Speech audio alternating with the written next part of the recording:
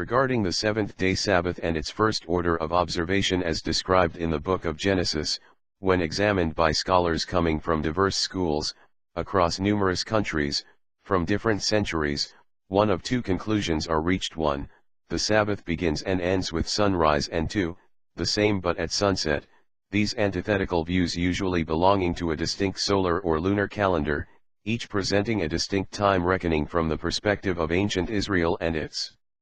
national holy day observances. Because various treatments have dealt with the minutiae of exegetically matters ranging from differences in linguistic interpretation of the Hebrew to the compilation of verses about the luminaries and their courses, this paper will first focus on Yahweh's spiritual state pre-creation, explaining how his light existed before the created darkness, showing how such a reality supports a solar day reckoning. Secondly, I will provide a historical treatment explaining how the chaotic state of Israel during and post-Ptolemaic high priest accession made national Hellenization not only prerequisite to engagement in the temple cult, but cemented the sunset day reckoning with its lunar calendar as the official calendar of Israel. Seeing that the Genesis account remains incomplete and inadequately understood without first contextualizing it through the schema of Yahweh's reality as a first and primary principle to all successive realities, this means that contemporary views regarding time and its natural courses have to be re-examined and realigned with God's actual nature, this in order to discover whether light precedes darkness. Psalm 104:2 seems to conceptualize the accurate order of events occurring pre and during creation when the psalmist writes, "First Yahweh coverest himself with light as with a garment, and second stretchest out the heavens like a curtain." In Yahweh's eternal state before the creation of the material cosmos, he, according to the New Testament epistles, existed as perfect light, in unapproachable light. Also, according to Jewish thought, his wisdom represented the radiance of everlasting light, it being an unspotted mirror of his power, as with his majesty being surrounded with light to make him invisible to all beings. 1. Every physical description of Yahweh's glory or Shekinah is associated with light, even while obscured within a cloud, Exodus 40:34-38, and every visual manifestation of his glory or word as viewed through visions, is accompanied by great displays of light, fire, and ion plasma, as described by Ezekiel and the other major prophets. Based on these descriptions, metaphysically, the eternal and spiritual state of all things becomes by default associated with Yahweh's light, all things beginning in and coming from his eternal light.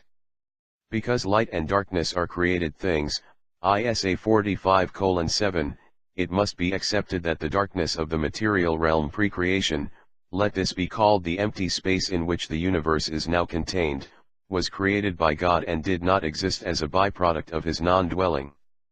Along with the creative works of Gen 1:2 where darkness is first mentioned, the breath of Yahweh is said to move across the face of the deep, and this is followed by a summoned subsequent and undisclosed light, which as the first creative act in the recorded sequence of acts, seems to be the revealing of himself in material space. This action and the activities that follow create an important pattern for the upcoming natural order to be based upon. Given the linguistic allowances, one could infer that God's word/glory or visual manifestation while in the material realm shone brilliantly and could be the selfsame light called forth and hitherto labeled undisclosed. And with Elohim's work being completed after an unspecified period of time, his manifestation and source of light would exit out from the material realm, causing a phase of darkening, evening, and total darkness, night. The sun and other luminaries being created on the fourth day would codify the basis of our contemporary distinctions of night and day, but this is even though they failed to exist on days 1-3, which are notably called actual days, they being based on the original model. In summary, 1. Yahweh dwells in/is pre-existing light, 2. The realm of materiality, and the universe is created in a void of created darkness, 3. God's visual manifestation or word/glory enters into the material realm after a verbal command, 4. God calls forth an unspecified light creating temporary days and nights, which seems to be the initial appearing of his manifest word/glory, 5. God creates the material luminaries, and 6. God designates the system of contemporary days and nights. as we understand them based on his prior example. Consequently, from this creation account we are given an outline where light precedes darkness, this with a pattern of one portion of darkness/night being contained between two portions of daylight. For simplicity's sake the creation narrative would look as such: Yahweh exists as eternal light, darkness of the created universe is made, Yahweh's word/glory/manifestation enters into the material realm upon his speaking, this manifest presence after working leaves the material realm creating a gradual, evening, then total darkening, night, this manifest presence returns to work, creating a new day beginning with light, upon/due to his appearing. Since the material world is subordinate and dependent upon the spiritual, it is unwise for any to argue that the eternal spiritual state of light is totally detached from the material, for without the spiritual there exists no material, Isa 43:13, 44:24, Hebrew 1:3, Rom 1:20. In acknowledging that the light of God supersedes the created darkness, and that Yahweh's word/glory/manifestation worked and was followed by, or was an undisclosed secondary light, and that evening and night followed the work of this word/glory/manifestation while in/as light, this supports the notion that days begin and end with light, the full cessation of night being the beginning of a new day. This providing support for an original Hebrew solar ephemeras, in regards to the reckoning of days, with Genesis 1 existing as an original calendar prototype. Details into why Elohim would call his manifest glory day in opposition to night are self-explanatory and will not be covered here. The above analogy can be hyperbolized, and related to the final state of Yahweh's elect while in paradise, where they exist with him and the Lamb in the eternal light of heaven, as seen in Isaiah 48, recapitulated in Revelation 28. With this view in mind, it can be accepted that the same patterns emerge: 1. All things began in Yahweh's eternal goodness, light; 2. The darkness of man's rebellion enters the world, and God works as light in the midst of darkness to return the elect unto himself, and 3. A final return to Yahweh's eternal goodness, light, commences. A sect of ancient Judaism known as the Community of the Renewed Covenant held that their solar calendar was rooted in primordial Hebrew observance and belief, this being supported by creation itself. They argued that the evening-to-evening reckoning wasn't from God but was a pagan custom disingenuously foisted upon to the people. To this form of accusation towards the leaders of Second Temple Hellenistic Judaism takes us to the second argument in support of an original Hebrew sunrise-to-sunrise reckoning. Both Joseph Green in his paper When Does the Day Begin? And S. Tallman's Reckoning the Sabbath in the First and the Early Second Temple Period, from the Evening or the Morning, reach informed conclusions that provide strong support for ancient Israel's use of a solar calendar in the Second Temple Period, post-Nehemiah reform. In lieu of their findings, historical evidences will be presented to further buttress their assertions, showing that the Israelite calendar was changed to reflect the Hellenistic, and that the Sabbath was altered from a sunrise-to-sunrise reckoning to that contemporarily followed by modern Judaism. When deciphering the switch from a solar observance to a lunar, a time of religious upheaval takes focal position. It's widely understood that the influences of Hellenism in Israel were pervasive, and to such an extent that cities were renamed to Greek. Hellenistic customs, clothing, language and names were normalized, this even in the temple. According to the established historical accounts, the expulsion of High Priest Onias III and his replacement with the Hellenized High Priest Jason, who had affected the temple elite, they being an aristocratic group who in time would populate the political Sadducee party, III became openly sympathetic to pagan ways and customs. Onias III was an Essene sympathizer. And if it's true that the Essenes were synonymous with the sect at Qumran as some scholars promote, this would at minimum show that the temple pre-Ptolemaic instigation showed kindness towards a future Jewish sect that held to a solar calendar. If, as suggested by others, that the Essenes did not hold to a solar calendar and were entirely separate from those at Qumran, Onias III would continue to show a spirit of peace between those who in the future would present tendencies of sectarianism, differentiating themselves from the pagan-influenced temple cult. Both of the above examples are an indication that the temple did itself at a time accept the legitimacy of a solar calendar, whether or not it was held as superior to all other additional models.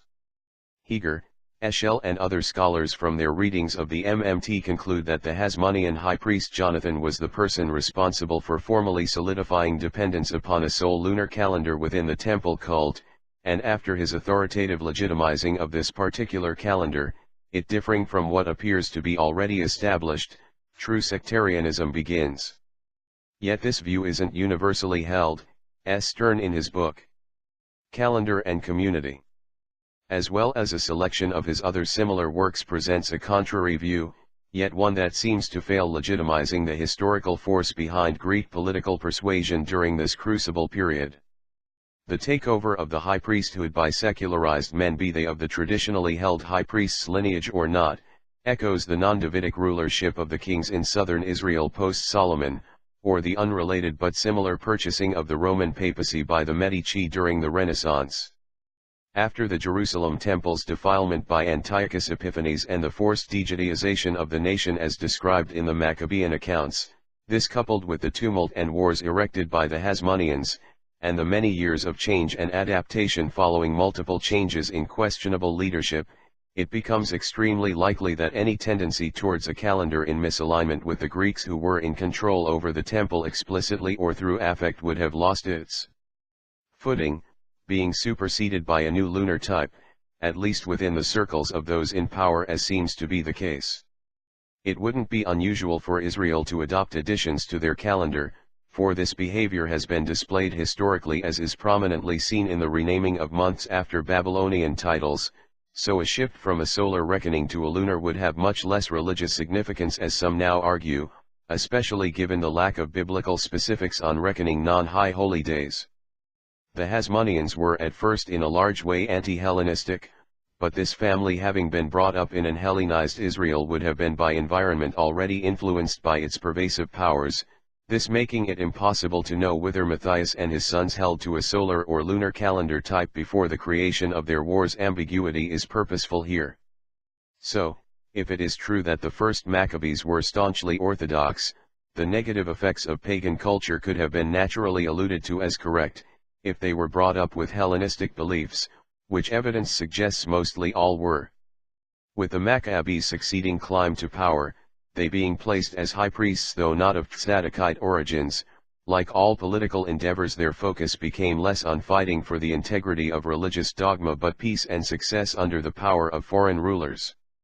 As shown in 1 Maccabees 2:18, friends of the king were those Israelites who shamelessly adapted to the Hellenistic world, becoming in a way Jewish Greeks. This title of friend was said by Matthias to be a proclamation of disdain, while 4 generations later the Hasmonean high priest, now donning a Greek name and accepting pagan garb, proudly accepts the title friend of the king, and with great pride. If such evidence fails to display how the once zealous Hasmoneans, who were supported by the Proto-Pharisee movement, which they would in the future separate from, became as influenced by Hellenism's persuasive powers, as their first enemies were, then there exists no example at all. Furthermore, the influences of Hellenism didn't wane with time but were compacted and exemplified in the future under the Herod kings, which only further demonstrates the powers imposed upon the Jews, which certainly, if using the Book of Jubilees and texts speaking about the perversions of a lunar calendar, shows that the influence of Greek supremacy and its ways were the chief cause of changing temple observance from a solar to lunar system, and not biblical injunctions at all, such injunctions remaining to this day ambivalent by most scholars. For the Jews as a nation to almost forget their God is not uncommon and is confirmed in the Book of Judges. In times of poor leadership the nation has portrayed a revolving tendency to follow the indiscretions of their wayward rulers opposed to the strictnesses of sacred law, this providing much room for the application of pagan ideas and customs, specifically in regards to the aforementioned unspecific nature of the biblical decrees. Regarding the first-century views on this issue, there exists New Testament evidence that shows the sect of Judaism led by Yahushua of Galilee, this including Yahushua himself held to a solar reckoning for the beginning and ending of the weekly Sabbath. There is also evidence from the Epistle of Matthew that the Messiah's followers waited until sunrise to visit his tomb when they could have done so after sundown Saturday. There is evidence that those less affected by the pagan ways of popular Hellenism held true to the solar reckoning, while in less cosmopolitan cities of Israel, as with the Qumran sect and others as explained via their writings. There exists extra-biblical evidence that seems to suggest a sunrise start to Sabbath observance by Christians in the early 2nd century, and all such evidences point to Yahshua Jesus as reinforcing a sunrise to sunrise reckoning in accordance to the beginning of the weekly Sabbath.